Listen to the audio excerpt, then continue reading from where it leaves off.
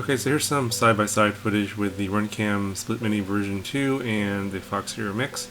This one was requested quite a bit, and I'm rendering this in 4K even though this is 1080p footage, and the 60 frames per second footage has been slowed down to 30 frames per second so that you guys can see the most detail in the side-by-side comparison.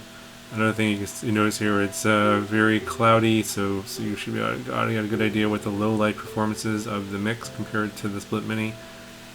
And I would make sure that you have your setting for the playback to at least 1080p, because a lot of times YouTube will default to something lower like 720p, and you'll wonder why the video quality is so poor.